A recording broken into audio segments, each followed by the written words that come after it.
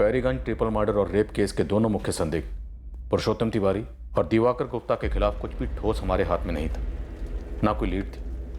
हमने उन्हें हिरासत से रिहा तो कर दिया था पर उन्हें क्लीन चिट नहीं दी थी। अब हम 2017 के कोशी गांव डबल मर्डर केस को स्टडी करने जा रहे थे, हमारे केस के साथ जुड़ने वाली कड़ी ढूंढने के लिए।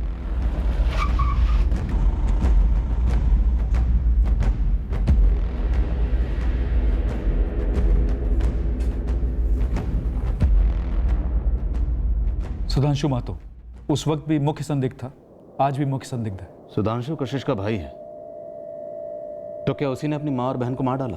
उसका बयान बड़ा ही अजीब था, शक करने की काफी गुंजाइश थी। 14 जुलाई को सुधांशु कोशी गांव से धनबाद के लिए निकलता है काम की तलाश में,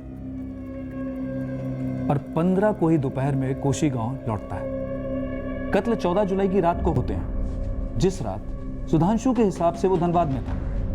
हमें झूठ की बू आने लगती है, और फिर जब घर के दरवाजे पर दिए गए दस्तक का कोई जवाब नहीं आता है, उसे कोई फर्क नहीं पड़ता, कोई चिंता नहीं। वो बड़े आराम से अपने दोस्त पप्पू परदेसी के घर जाता है, चाय पीता है, गप्पे लड़ाता है। और सुधांशु का बाप लाल बहादुर महतो वो भी उसी शाम को वापस लौटता है पास के गांव से, जहां वो मजदूरी करता है। और मामला तब और अजीब हो जाता है जब सुधांशु अपनी बहन कशिश के मोबाइल नंबर को ट्राई करता है, फोन नहीं लगता।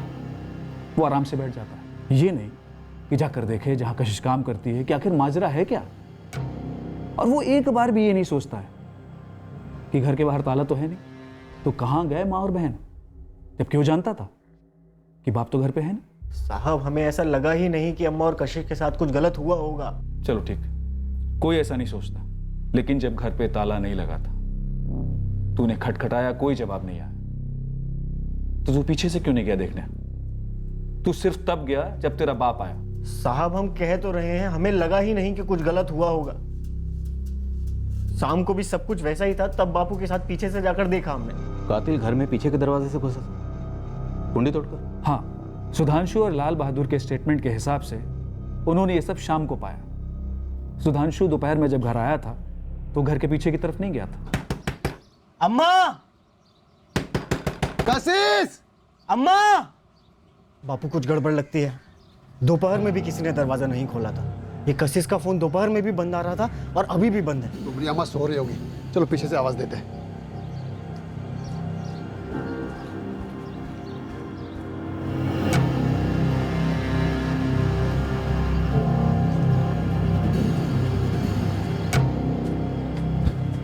निर्मला! ए कशिश! पता नहीं कहाँ गई। अरे, तुम दोपहर में यहाँ आकर देखे नहीं? नहीं बापू, सूझा ही नहीं ना। बापू!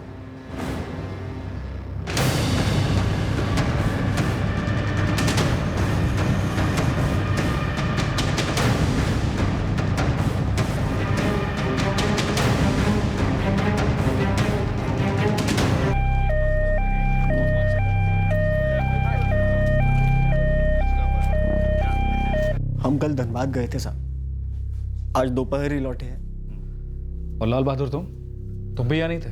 हम 4 दिन यहाँ नहीं थे, बगल वाले गांव देवपुर गए थे साहब। ये अलमारी खुली हुई है, क्या क्या गायब है? सब कुछ 5-1 हजार रुपया, कशिश की कान की बालियां, कंगन और एक गले की चैन, सब गायब है साहब। सोने की थी? कशिश को खूब शौक था साहब, उसने अपनी मेहनत की कमाई से बनवाई थी। कुल मिलाकर ये लूट कितने की होगी? कैश और गहने मिलाकर लगभग 30-40 हजार की। और ये जो कशिश की मोबाइल शॉप में जॉब थी, वो रेगुलर थी? हाँ, 3 साल से काम कर रही थी और ठीक ठाक कमा भी लेती थी, लेकिन कशिश उस दिन काम पर नहीं गई थी। सर, वैसे बिना बताए तो कभी छुट्टी नहीं लेती थी कशिश। कल जब नहीं आई तो हमने फ़ोन लगाया तो फ़ोन बंद आ रहा था। दिन में भी 2 बार ट्राई किया, फिर बंद। फिर हमने छोड़ दिया कि कहीं घूमने घामने गई होगी। कशिश अकेले तो नहीं घूमने गई होगी ना राजीव? वो उसका निजी मामला है, हम क्या बताएं कि किसके साथ घूमने गई होगी। 3 साल से तुम्हारे यहाँ काम करती, कुछ तो पता होगा ना कि कौन उससे मिलने आता है, वो किसके साथ जाती थी। सर, हम तो यही कह पाएंगे कि कशिश अपने काम में बहुत अच्छी थी, सब कस्टमरों के साथ बहुत अच्छे से पेश आती थी। हम तो समझ नहीं पा रहे हैं कि बेचारी कशिश और उसकी माँ को ऐसे क्यों और किसने मारा? सिर्फ मारा ही नहीं है, कशिश के साथ रेप भी हुआ है। मौत की टाइमिंग का परसों रात को पकड़ लो। 14 की रात को। हाँ, 2 मजबूत वार हुए हैं, शायद फावड़े के कुंद के हिस्से से। कशिश का सलवार निकाला गया था, लाश के पास में ही पड़ा था। सेक्सुअल असॉल्ट के निशान जरूर मिले हैं, पर किसी भी प्रकार के झड़प के निशान नहीं है। तो ये एक पॉसिबिलिटी है कि पहले ही वार में ये बेहोश थी, फिर हत्यारे ने इसका रेप किया और दोबारा इस पे वार करके इसे मार डाला। हमारा मुख्य संदिग्ध इसका भाई है, सगा भाई।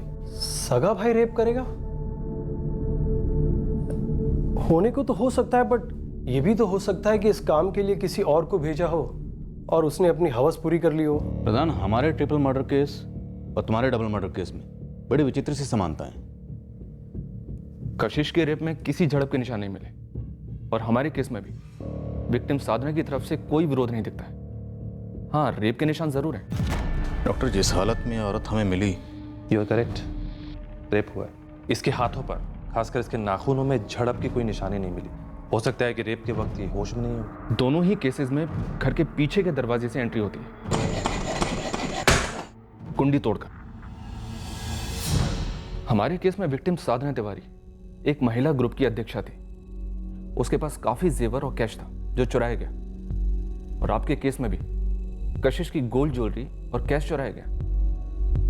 प्रधान, हमारे केस में विक्टिम रामानुज का अपने बड़े भाई पुरुषोत्तम के साथ प्रॉपर्टी को लेकर लंबे अरसे से डिस्प्यूट चला था। तुम्हारे केस में तुम्हें सुधांशु के खिलाफ कोई और ठोस सबूत मिला सिवाय उसके उस दिन के अजीब बर्ताव के, जिस दिन वो डेड बॉडीज मिली? अरविंद, दरअसल हमें कशिश के बारे में कुछ पता चला कि वो जो महंगे जेवर बनवाकर पहनती थी वो उसकी आमदनी से परे थे। मतलब कोई बॉयफ्रेंड गिफ्ट कर रहा था? बॉयफ्रेंड्स एक नहीं, बहुत से।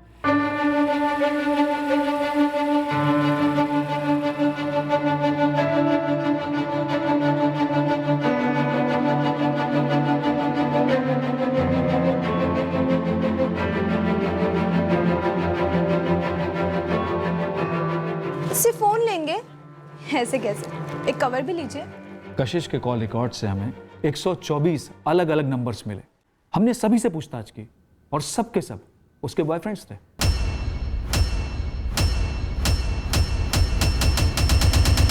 और सभी ने कबूल किया कि उनके कशिश के साथ में फिजिकल रिलेशंस थे। तो मतलब सुधांशु ने जो मर्डर किया उसके पीछे उसका मकसद था उसकी बहन के ये फिजिकल रिलेशंस। उसने गुस्से या शर्म में इतना बड़ा कांड किया? कशिश का बाप तो लगातार ना बोलता रहा, लेकिन सुधांशु के धनबाद से लौटने के बाद से उसके अजीब से बर्ताव को देखकर हमने उस पर शक किया। हमें तो ये सब पता नहीं था ना साहब, हम तो बस सुधांशु के साथ बातें करने बैठे थे और चाय पे चाय चल रही थी बस। पप्पू परदेसी, ऐसी कौन सी दिलचस्प बातें हो रही थी चाय पर? यही कि कैसे तूने माँ बेटी को मार डाला? नहीं सर, बिल्कुल नहीं, हमने ऐसा कुछ भी नहीं किया। हमारे पास सबूत है साले कि सुधांशु के कहने पर तूने उसकी माँ और बहन को मार डाला, घर से पैसे चुराए, कशिश के बदन से जेवर उतारे और फिर कशिश का सलवार भी। नहीं साहब, आप हमें इस केस में ना फंसाइए। और सुधांशु ने हमें नहीं भेजा था वहां पर। किसे भेजा था उसने? साहब हम नहीं जानते, कसम से नहीं जानते हम। कशिश के अफेयर्स के बारे में नहीं पता था तुझे? कोई अफेयर नहीं था हमारी बहन का साहब, ये सब झूठ बकवास बोल रहे हैं लोग। हमारी कशिश एक सीधी मेहनती लड़की थी। बिना आग के कभी धुआं नहीं उठता है, और हम सबूत की बिना पर बात कर रहे हैं। तेरी बहन के अफेयर्स थे और उसका कत्ल हुआ है, और तेरी माँ शायद इसलिए मारी गई क्योंकि वो मौके पर मौजूद थी, और जिसने भी कशिश का कत्ल किया है उसने कशिश का रेप भी किया। अब तू बता, किसे भेजा था तूने? हमने किसी को नहीं भेजा सर। हमारा शक सिर्फ सुधांशु पर ही था, और वो था कि बार बार मना करे जा रहा था। हमने कोर्ट से सुधांशु के ब्रेन मैपिंग की परमिशन हासिल की। हम पक्का थे कि इससे पता चल जाएगा कि ये आदमी कितना झूठ बोल रहा है। तो क्या सुधांशु झूठ बोल रहा था? सुधांशु महतो, बैठो बैठो बैठो। रिलैक्स सुधांशु, डरने की कोई जरूरत नहीं। एज पर प्रोसीजर हमने फॉरेंसिक साइकोलॉजिस्ट नवीन को हमारा वर्जन बता दिया था। हम 14 जुलाई को धनबाद गए थे काम से। उसके बाद नवीन ने सुधांशु से उसका स्टेटमेंट लिया था। ठीक है सुधांशु, अब तुम्हें दूसरे कमरे में ले जाया जाएगा, वहां आराम से बैठना। कुछ रिकॉर्डिंग सुनाई जाएगी, उसे आंखें बंद करके शांति से सुनना।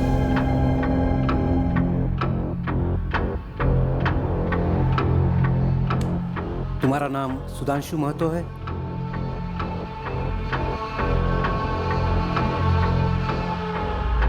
सुधांशु, 15 जुलाई को जब तुम अपने घर गए थे, तुमने अपने मन में सोच लिया था कि तुम अपनी बहन कशिश को मार डालोगे।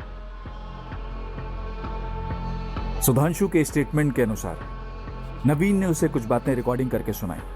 उसमें सुधांशु पर आरोप लगाया गया और उसे निर्दोष भी बताया गया। इन बातों पर उसके ब्रेन के रिएक्शंस को नोट किया गया।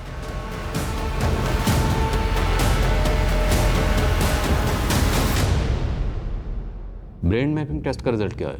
उसमें से तो ये बच निकला, क्लीन रिपोर्ट थी। आपके इस डबल मर्डर केस में सुधांशु का कत्ल करने का मकसद कशिश के अफेयर्स होंगे, ऐसा आपने कंक्लूड किया था।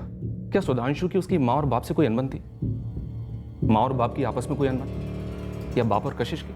नहीं, गरीब लोग हैं, उनकी आपस में कोई अनबन है, ऐसा कुछ सामने नहीं आया। हमारे इस ट्रिपल मर्डर और रेप केस में बेसिकली 2 मकसद सामने आए थे।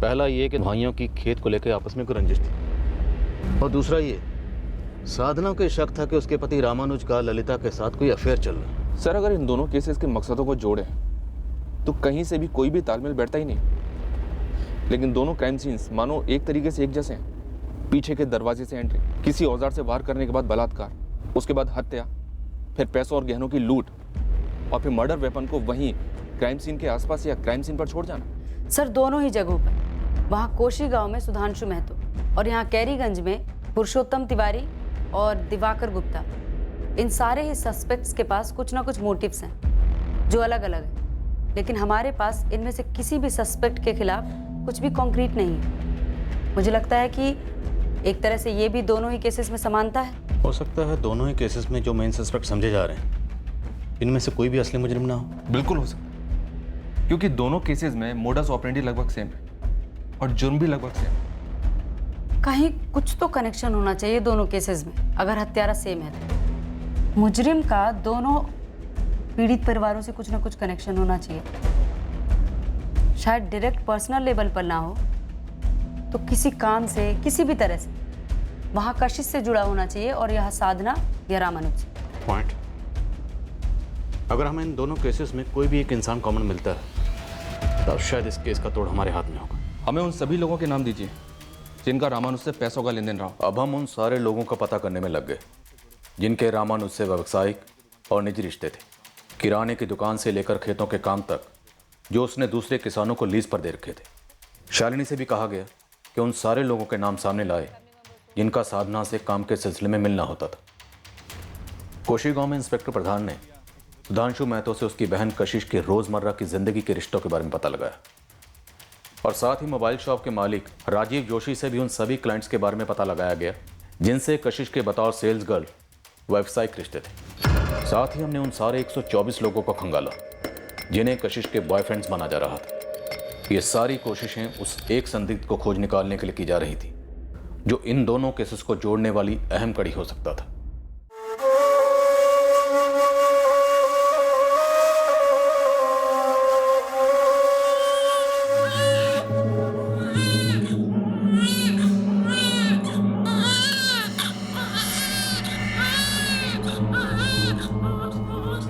मुबारक हो, बेटा हुआ है। मैडम, काजल कैसी है? जच्चा बच्चा दोनों बिल्कुल ठीक है।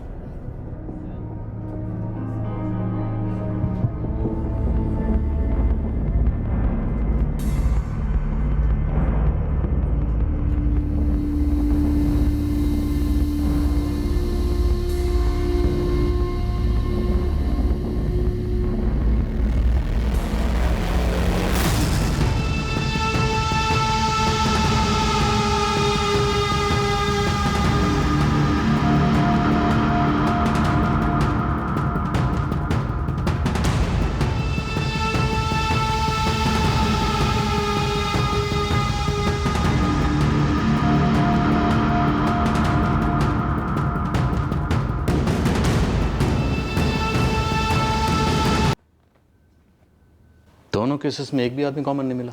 जी नहीं, जितने भी नाम सभी ने लिख कर दिए, एक एक से कई बार इंक्वायरी की, लेकिन एक भी ऐसा शख्स नहीं है जो वहाँ कशिश या उसकी माँ निर्मला महतो की जिंदगी से और यहाँ साधना या उसके हस्बैंड रामानुज की जिंदगी दोनों से ताल्लुक रखता हो।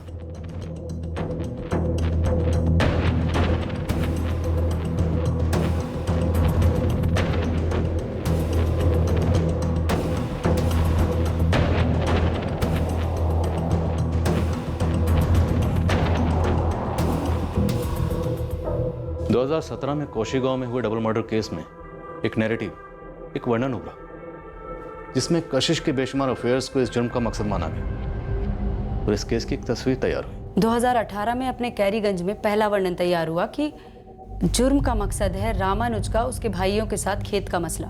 उसके बाद दूसरा वर्णन तैयार हुआ जो था साधना का ललिता और ललिता के देवर दिवाकर के साथ झगड़ा। दोनों ही जगह से जो वर्णन उभरे, जो तस्वीरें बनी, वो दोनों केसेस के पीड़ित की अपनी ही दुनिया से जुड़े हुए थे और मेन सस्पेक्ट भी वहीं से पैदा हुआ। हमने अपना वर्णन तैयार किया, एक फ्रेम बनाया, उसमें सस्पेक्ट और उसका मकसद दोनों फिट बैठ जाते। लेकिन रामानुज, साधना और कोशीगांव की कशिश की जिंदगी से जो वर्णन उभरे, जो तस्वीरें बनी, उसमें कोई भी सस्पेक्ट फिट नहीं बैठ रहा। हमें असली मुजरिम और उसके असली मकसद का अंदेशा नहीं दे रहा। हो सकता है सर हमारे सारे नैरेटिव गलत हों। मेरा मतलब जुर्म के इर्द गिर्द जो तस्वीर बन रही है वो तस्वीर हकीकत से कोसों दूर हो। फिर तो यही निष्कर्ष निकलता है कि कातिल कोई रैंडम अज्ञात आदमी है जिसका इन दोनों केसेस में किसी भी पीड़ित से कोई डायरेक्ट ताल्लुक नहीं था। सर रैंडम है, अज्ञात, फिर तो कोशीगांव या कैरीगंज में से कोई भी हो सकता है। जरूरी नहीं यही दोनों जगह से हो, कहीं और से भी तो हो सकता है। अगर हम इस थ्योरी को मानकर चलते हैं तो एक प्रोफाइल बनता है। वो रेपिस्ट है, लूटता है, कत्ल करता है, लेकिन कत्ल करने के लिए वेपन अपने साथ नहीं लाता, बल्कि क्राइम सीन से किसी चीज को उठाकर उसे मर्डर वेपन बनाता और कत्ल करने के बाद मर्डर वेपन वहीं छोड़ देता। सर इसके जुर्म करने का अपना एक पैटर्न है। एक ही जिले के 2 गांव में स्ट्राइक किया इसने, 2 अलग अलग सालों में। शायद पहले भी किया हो सकता है, सालों से करता है लेकिन कभी पकड़ा नहीं गया। एक काम करते हैं, हमारे धनबाद जिले में जितने भी हिस्ट्री शीटर्स हैं जिन्होंने इस तरह के क्राइम किए हैं, सबकी एक लिस्ट बनाते हैं। लेकिन क्या ये इतना चालाक है कि अपने पास फोन नहीं रखता? आज तक पकड़ा नहीं गया तो शायद हाँ चालाक है, या शायद लकी जो पकड़ा नहीं गया तो शायद अपने साथ सेलफोन भी रखता होगा। पकड़ा नहीं गया इसलिए मानकर चलते हैं कि लकी है, और ये भी मानकर चलते हैं कि अपने पास सेलफोन रखता है। तो अब हमारे पास पूरा खुला मैदान है।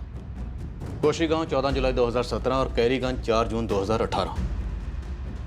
इन दोनों लोकेशंस पर उस रात जितने भी सेलफोन एक्टिव थे सबकी लिस्ट मंगवाते हैं और पता करते हैं कि वो कौन सा कॉमन नंबर है जो इन दोनों क्राइम सीन्स पर उस रात एक्टिव था। 1 साल का गैप है तो शायद नंबर चेंज कर लिया हो। थोड़ा लक हम भी आजमाते हैं, शायद नंबर चेंज ना किया, और अगर दूसरा सिम लिया भी है तो शायद अपने नाम पर लिया। चांस तो लेते हैं, करते हैं एक्सरसाइज। हो सकता है ये रैंडम अज्ञात किलर हमारे हाथ लग जाए। रैंडम किलर, ये बात मैंने हजारों बार कही थी इंस्पेक्टर अजीत भास्कर से कि वो लोग ऐसे आदमी का हत्यारा होने की संभावना को टटोलें, पर नहीं, मेरी दलील सुनी ही नहीं। सर कोई राह चलता रैंडम अज्ञात क्रिमिनल हो, चोरी करने आया हो और मर्डर और रेप करके चला गया हो, जिसका हमसे या फिर जूही से कोई वास्ता ना हो, ये एंगल आप कंसिडर ही नहीं कर रहे हैं। क्यों? मर्डर, रेप और लूट की साफ सुथरी तस्वीरें मेरे साथ, और तू क्या बोल रहा है? उससे आंखें हटाकर मैं किसी घास के बोरे में सुई ढूंढना शुरू कर दूं? सर अगर वो कातिल है तो क्यों नहीं? क्योंकि कातिल तुम हो कुंदन। क्राइम सीन पे मिले सबूत और लोगों की बयान चीख चीख कर एक ही नाम ले रहे हैं, कुंदन यादव। क्रिस्टल क्लियर तस्वीरें मेरे सामने, कहीं और देखने का सवाल ही नहीं उठता।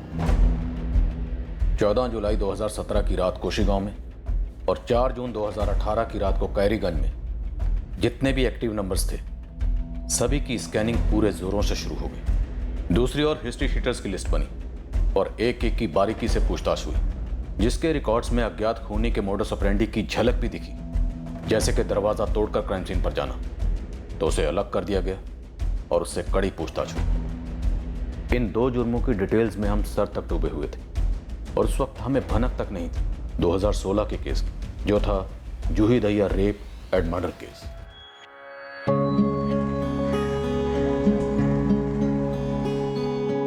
जूही और मैं मेरे डिपार्टमेंट में मिले थे। वो नई नई ज्वाइन हुई थी, वो मुझे रिपोर्ट करती थी, हमारा मिलना जुलना बढ़ता गया, दोस्ती हुई और फिर प्यार हो गया। 2013 से 2015 लगभग 2 साल हमारा रिश्ता आगे बढ़ता गया और फिर हमने शादी करने का फैसला ले लिया। ना ही हम उस लड़की से मिलेंगे ना ही उसके परिवार से। मेरी माँ दूसरी कास्ट की लड़की से शादी करने के पूरी तरह खिलाफ थी और जूही को उन्होंने तुरंत रिजेक्ट कर दिया। बस बस देखो कुंदन, जूही के पेरेंट्स को ऐसी कोई आपत्ति नहीं थी, लेकिन वो मेरी माँ की रजामंदी चाहते थे।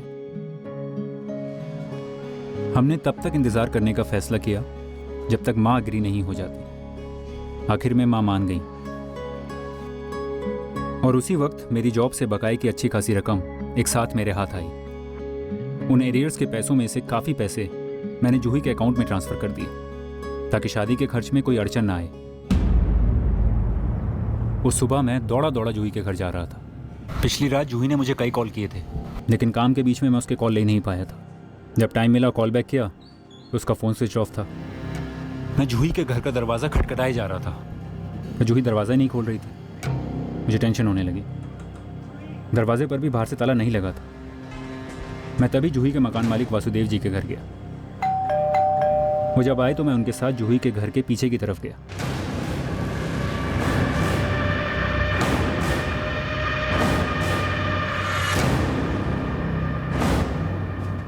जूही,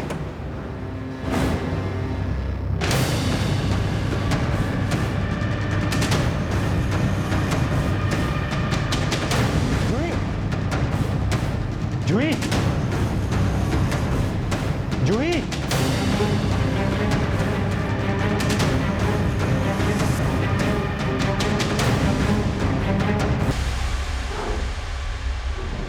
जूही। जूही की लाश देखकर मैं टूट गया पूरी तरह। उस वक्त एक बार भी मुझे ख्याल नहीं आया कि इस भयंकर कांड के लिए मुझे जिम्मेदार ठहराया जाएगा, मेरी जूही के मर्डर के लिए। मैंने कभी सपने में भी नहीं सोचा था कि मेरे और जूही के बीच 6 महीने से जो कपल्स वाली टेंशन चल रही थी वो इतनी बुरी तरह मेरे खिलाफ जाएगी। जूही के मर्डर के 3 दिन बाद मुझे जेल में डाला गया और फिर मैं जेल में ही रहा। इस दौरान मेरी पीठ पीछे काफ़ी कुछ हुआ जिसके बारे में मुझे कुछ मालूम ही नहीं था। तेरी जमानत की अर्जी फिर खारिज कर दी कोर्ट ने। माँ, आप तो हम पे शक नहीं करती ना? ये भी कोई सवाल है बेटा? लेकिन पुलिस कह रही थी तुम उन्हें उस जगह ले गए थे जहाँ पे तूने जूही का मोबाइल फेंका और हथियार भी। क्या माँ सरासर झूठ बोल रहे हैं वो लोग? जब से गिरफ्तार हुए यहाँ से बाहर ही नहीं निकले हम। कोर्ट में उन्होंने तुम्हारा बयान जमा किया है, दस्तखत है तुम्हारे। माँ, हमें मार मार कर कोरे कागज पे हमसे साइन लिए उन्होंने। हमारे जबरदस्ती बलि का बकरा बनाया जा रहा है हमें। हाँ, आप भी कुछ करिए ना, हमें बाहर निकालिए।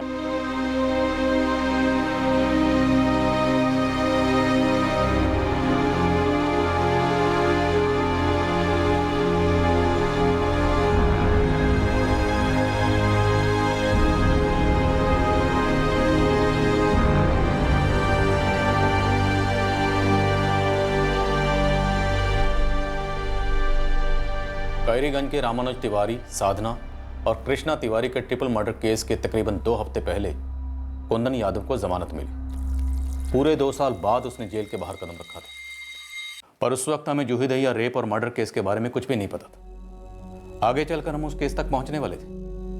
बहरहाल कोशीगांव और कैरीगंज के सेल टावर्स डंप डाटा से कोई ब्रेक थ्रू नहीं मिल रहा था और ना ही जिले की हिस्ट्री शीटर्स की स्कैनिंग से कुछ हाथ लग रहा था। इस रैंडम किलर की थ्योरी पे आगे जाने के लिए हमें कोई और ही डेफिनेट दिशा चाहिए ताकि हम उस तक पहुंच सकें। इस रैंडम किलर के और क्या लक्षण हो सकते हैं? 2017 के कशिश और निर्मला महतो मर्डर केस में वो पकड़ा नहीं गया। हमारे ट्रिपल मर्डर केस और रेप केस में भी पकड़ा नहीं गया। मानकर चलते हैं कि शायद वो आज तक पकड़ा ही नहीं गया, इसलिए किसी भी हिस्ट्री शीटर्स की लिस्ट में वो शामिल ही नहीं हुआ होगा। इट मीन्स उसने अब तक जितने भी जुर्म किए हैं वो कभी नहीं पकड़ा गया। आराम से जी रहा है, यहाँ लूट वहाँ लूट, वहाँ कोशीगांव में लगभग 40,000 की और यहाँ कैरीगंज में लाखों की। और उन लूट के पैसों से अब शायद ऐश भी कर रहा होगा। शायद ऐश अकेला ना करता, दोस्तों के साथ ऐश करता, उन्हें दारू वारू पिलाता।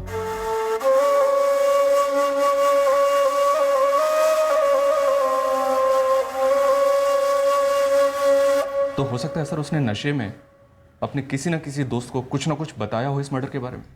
लेकिन हमारे खबरी तो इस जिले के हर गांव में एक्टिव है, शराब के ठेकों पर, जुए के अड्डों पर, रेड लाइट एरियाज पर। अगर ऐसी कोई भी खबर होती तो हम तक पहुंच चुकी होती। राइट, पहुंच जाते। तो मतलब उस आदमी ने अब तक किसी को कुछ नहीं बताया होगा। हो सकता है सर उसके दोस्त भी शामिल होंगे इस लूट में, इसलिए मुंह बंद करके रखा हुआ है। मुझे डाउट है सर कि ऐसा आदमी सिर्फ ये 2 कांड करके बैठा होगा। इसने और भी जुर्म किए होंगे पर ये रडार में नहीं आया। लेकिन इतना तो है सर, इस जुर्म से उसने पैसे काफी कमाए होंगे और अब उन पैसों को उड़ा भी रहा होगा। इसका मतलब है कि ये आदमी अपनी औकात से ऊपर जीता है। इट मीन्स इसकी आमदनी और खर्चे में जमीन आसमान का अंतर है। ये तो बहुत फैला हुआ दायरा। ऐसा आदमी ढूंढने जाएंगे तो एक नहीं कई मिल जाएंगे। चुपचाप पूरे जिले के ऐसे लोगों को रडार में लेते हैं जिनकी आमदनी तो है 4 आना और खर्चा है रुपया।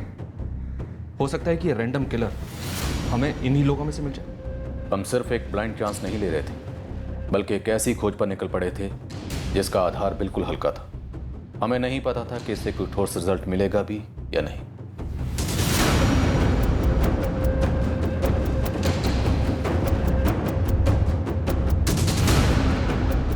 आमदनी के परे खर्च करने वालों की खोज, या उस एक आदमी की खोज जो लूटे गए कैश और गहनों से ऐश कर रहा था। उसके लिए हमें जिले के हर एक आदमी की निजी जिंदगी में झांकना था, उनमें से हमारे टारगेट को ढूंढ निकालना था। इस खोज में ऐसा भी हो सकता था कि हमारे खबरी खुद मुजरिम से ही बात कर रहे हैं और उनको पता ही ना।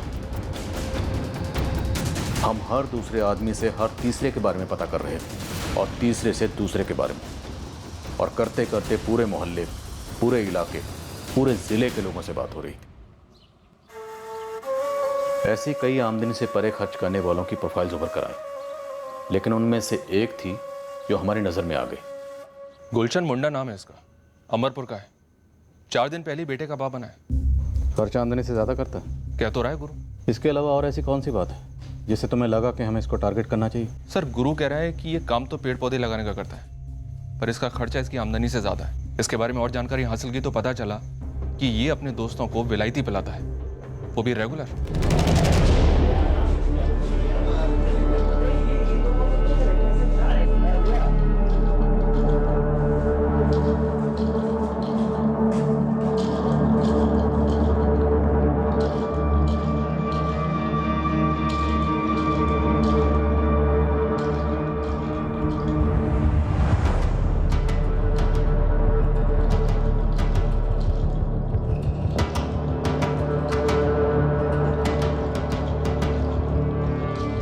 सर, पेड़ पौधे लगाने वाला दिन में मुश्किल से 250-300 कमाता है, और ये बंदा 100 रुपए की तो टिप ही दे देता है। अंबरपुर में अपना एक आदमी लगाओ, 24 घंटे इस पर नजर रखने के लिए कहो। पता करो कि कैरीगंज और कोशी गांव से इसका क्या कनेक्शन निकलता।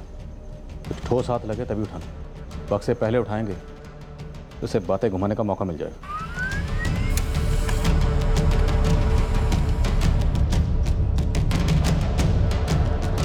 रांची से गुलशन मुंडा की हिस्ट्री मिली है सर। ये ओरिजिनली वहीं से बिलोंग करता है और 6 साल पहले 2 रॉबरी केसेस में अंदर भी हुआ था। नीरज, क्या यही है हमारा असली मुजरिम?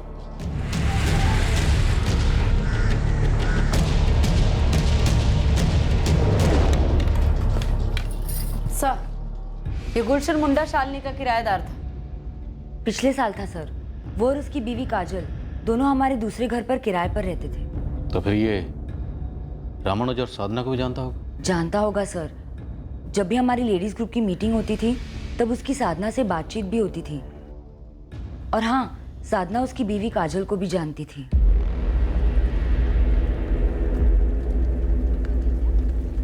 इतनी अहम जानकारी के बाद भी हमने गुलशन मुंडा को उठाया नहीं, बस उस पर नजर रखी, कड़ी बारीकी की नजर। सब बताओ तो, कहाँ ले जा रहे हैं, क्यों ले जा रहे हैं? हमने चुपचाप गुलशन के सबसे करीबी दोस्त राजू निषाद को उठा लिया। हमें गुलशन के खिलाफ जितने हो सके उतने ठोस सबूत चाहिए थे। साहब, हम चोरी नहीं किए हैं साहब, और ना ही हम चोरी का कमाई का पीते हैं। ये क्या बोल रहे हो साहब?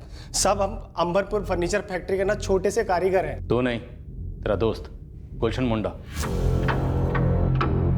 जो तुझे और प्रशांत को लगभग रोज पिलाता, वो भी विलायती। इतने पैसे कहाँ से आते हैं उसके पास? तू फोकट की पीता है ठीक है, लेकिन अगर मुंह नहीं खोलेगा ना तो फोकट की सजा भी काटेगा, समझा? पता नहीं कैसे, लेकिन साहब गुलशन के पास बहुत सारे पैसे आते हैं। पेड़ पौधे का काम करता है ना वो, तो पैसे उगाता है या पैसों के पेड़ लगाता है? देख राजू, सीधी तरह से बता दे उसके पास इतने पैसे कहाँ से आते हैं। बोल। साहब, हम कह रहे हैं ना, हमको नहीं पता है। ये ऐसे नहीं मानेगा। एक काम करते हैं, इसके अच्छी तरह से हाथ पैर तोड़ते हैं, उसके बाद ये बोलेगा। शुरू करो।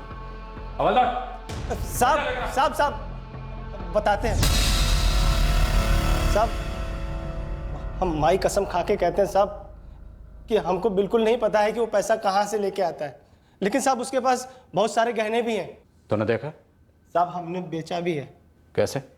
सब वो कहा है कि उसका बीबी अस्पताल में था, उसको लड़का हुआ था, तो उसने हमको 2 सोने का कंगन दिया था और 1 मंगलसूत्र भी दिया था। बोला इसे रांची में बेचने। रांची में कहाँ?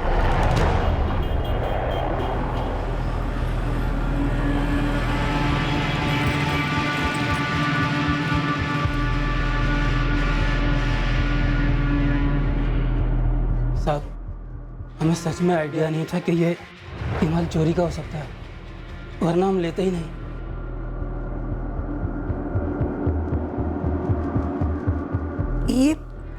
ये तो साधना के है। किसके पास मिला आपको ये?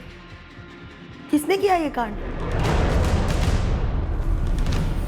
ये ले कल्पना, 20,000 है। 6 महीने बाद 25 लौटाएगी तू।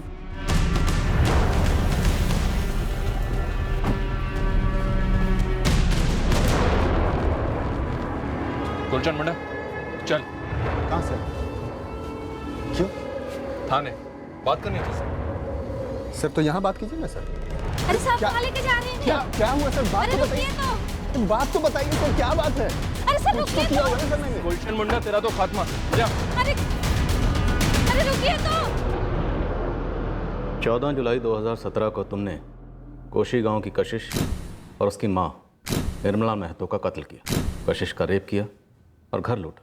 4 जून 2018 को कैरीगंज के रामानुज तिवारी और उसकी पत्नी साधना और बेटे कृष्णा का कत्ल किया।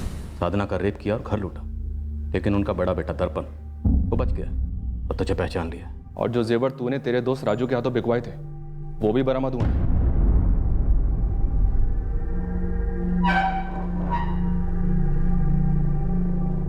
थोड़ी सी पिटाई से ही काम चल गया। पहले पूरी तरह मना करने वाले गुलशन ने दोनों केसेस में अपना जुर्म कबूल कर लिया।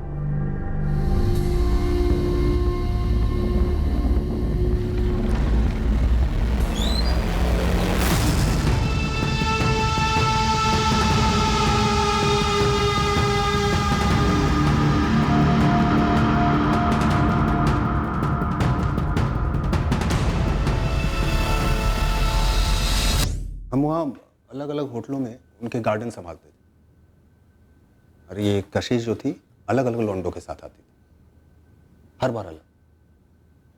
सर वो मेरे दिमाग में ऐसे बैठ गई थी, मतलब बैठ गई थी। और ये साधना जो थी उसको भी हम कई बार देखे थे। हमारी मकान मालकिन जो शालिनी जी थी उनके घर पे देखे थे, वो भी ऐसे दिमाग में बैठ गई थी सर।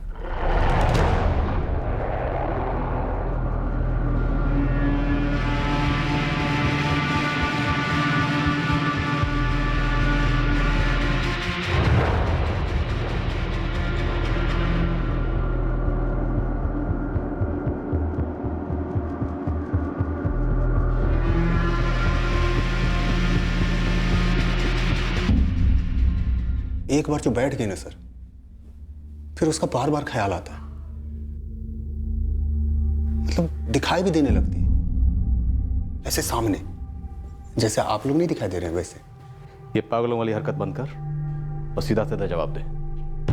जब तू कशिश के घर में घुसा तुझे पहले से पता था कि उसका भाई सुधांशु और पिता घर पर नहीं है? उसके बाप को तो सर हमने कभी देखा ही नहीं था। पहले भी 2-4 दफा जब झांका था तो उसका भाई होता था। उस रात जब झांका तो कोई नहीं था, वो थी और बुढ़िया थी।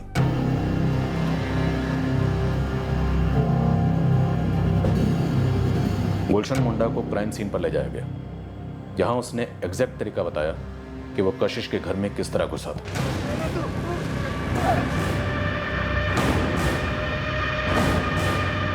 अंदर कहां से घुसा था?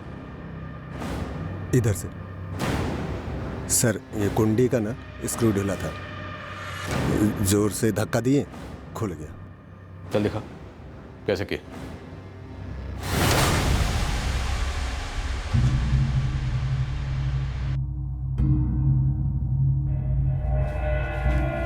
सर हम यहां से फावड़ा उठाए थे। फिर किसको पहले मारा? माँ को पहले मारा कि कशिश को? बोल, किसको पहले मारा? सर हम वहाँ यहाँ कशिश के साथ सो रहे थे और नींद में उस उससे प्यार कर रहे थे। इतने में बुढ़िया उठ के वहां से फिर फावड़ा उठाया, मारा धाड़ से। फिर कशिश भी उठ गए, उसको ही मारा धाड़।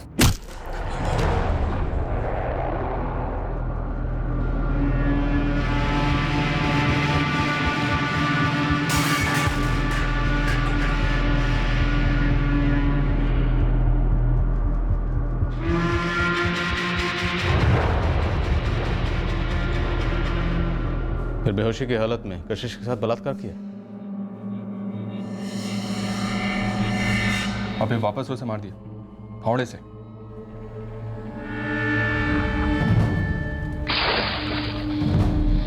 हम गुलशन को कायरीगंज ले गए रामानुज तिवारी के घर और उससे पूरे जुर्म की रिक्रिएशन करवाई।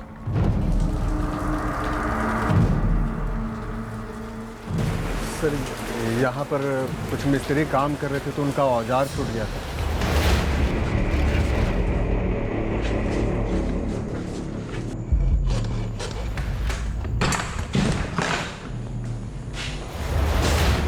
गुलशन ने डिटेल में हमें बताया कि कैसे पहले उसने दोनों लड़कों पर वार किया, फिर अंदर गया,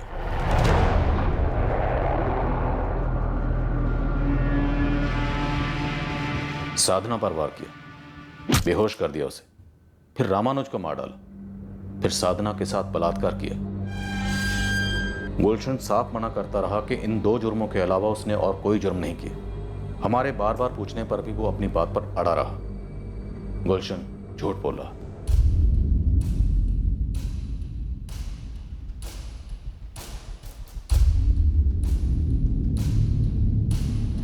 वो 2 साल जो मैंने जेल में काटे, तब अक्सर बिल्कुल ही निराश हो जाता, डिप्रेस्ड, एकदम डिप्रेस्ड। ख्याल आता कि अब जिंदा रहने का क्या मतलब है, करियर खराब, नाम खराब, मर ही जाना बेहतर है। और अब जब बेल हुई है तभी कुछ बदला नहीं है।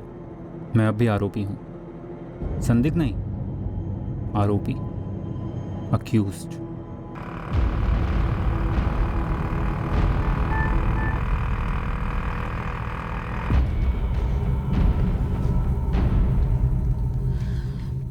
कहिए, मैं आपकी क्या मदद कर सकता हूँ? जी, मैंने न्यूज़पेपर में पढ़ा, वो 2017 का कोशी गांव और 2018 का कैरीगंज का केस है, उसका हत्यारा पकड़ा गया।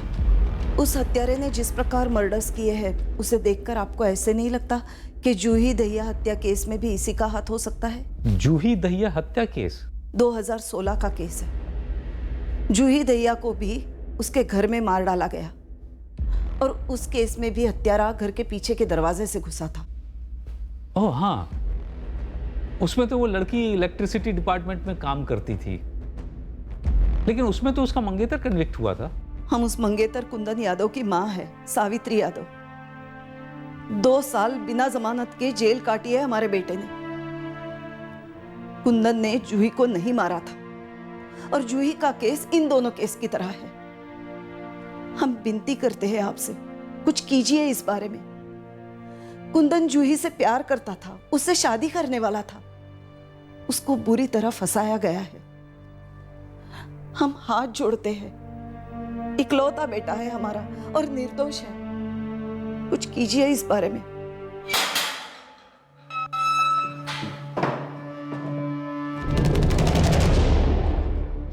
जूही दहिया, धौलकापुर, 19 जून 2016।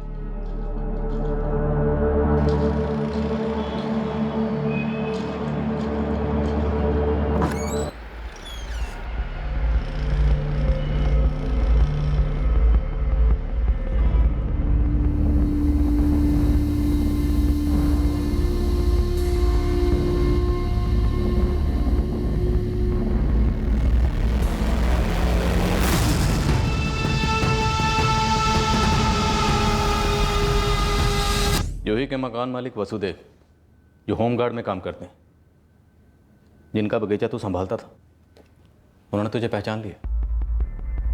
अब पौधों की तरह तेरी कटाई शुरू करें।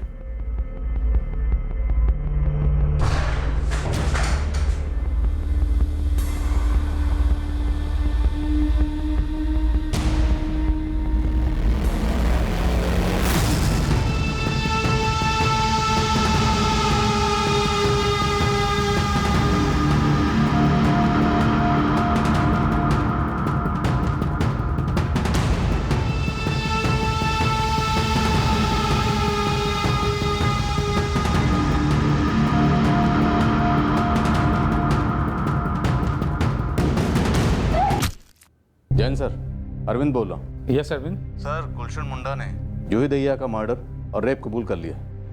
बाकी दोनों केसेस की तरह? जी सर, सेम मॉडस ऑपरेंडी। ये हम लोग कैसे मिस कर गए? कैसे अरविंद? आपको पता तो चली क्या होगा सर? हाँ, उसने कबूल किया है, हम देख रहे हैं। 2 साल पहले देख लेते, ईमानदारी से देख लेते तो बेटर था ना सर। देख, अभी सिर्फ उसका कबूलनामा आया है, कुछ भी क्लियर नहीं है, री इन्वेस्टिगेट होगा। सर, आपने क्राइम सीन से फिंगरप्रिंट्स लिए ही नहीं थे, आपकी चार्जशीट में उसका जिक्र तक नहीं है। भास्कर सर, आप चूक गए इसलिए हमको बेल मिल गई, वरना आपने तो फांसी पे चढ़ाई देना था हमको। मैंने कहा ना कि हम केस की री इन्वेस्टिगेशन करेंगे। ठीक है? ठीक है सर, किसे दिलासा दे रहे हैं आप? हमें हमारी जिंदगी के 2 साल चाहिए, दे सकेंगे आप? सर जाइए, पहले इन लोगों के स्टेटमेंट इन्वेस्टिगेट कीजिए, जिनके बलबूते पे आपने अनुमान लगा लिया हमारे और जूही के बारे में, और एक तस्वीर बनी हमारे कातिल होने की। अगर आप उस वक्त जूही के कातिल को पकड़ लेते तो आज कोसी गांव और कैरीगंज में रेप हत्याकांड होते ही नहीं। सर, आपकी ये री इन्वेस्टिगेशन उनको जिंदा कर सकती, उनकी जिंदगी वापस लौटा सकते हो आप? देख, जो हो गया वो वापस नहीं आ सकता कुंदन। हमसे झूठा कन्फेशन लेटर लिखवाया, फिर मार मार के हमसे उस पर साइन कराया, और कोर्ट में ये बोला कि आप हमें वो सारी जगह लेके गए जहां पर एविडेंस मिले हैं। सर, आपको भी पता है और हमें भी पता है, हमने जेल से एक कदम भी बाहर नहीं निकाला था, और अब ये री इन्वेस्टिगेशन करके आप क्या कर लेंगे ऐसा? देख, 1000 बार मैंने कहा और कहूं 1000 बार कि केस की री इन्वेस्टिगेशन हो रही है। फिलहाल के लिए यही स्टेटस है। गुलशन मुंडा पर कशिश महतो और साधना तिवारी के बलात्कार और कत्ल, और निर्मला महतो, रामानुज तिवारी और कृष्णा तिवारी के कत्ल के चार्जेस लगे। जूही दहिया मर्डर और रेप केस की री इन्वेस्टिगेशन एक नई टीम करेगी।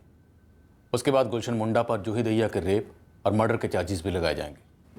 फिर मिलेंगे अगले हफ्ते एक नए केस के साथ। क्राइम पेट्रोल सतर्क। जय हिंद।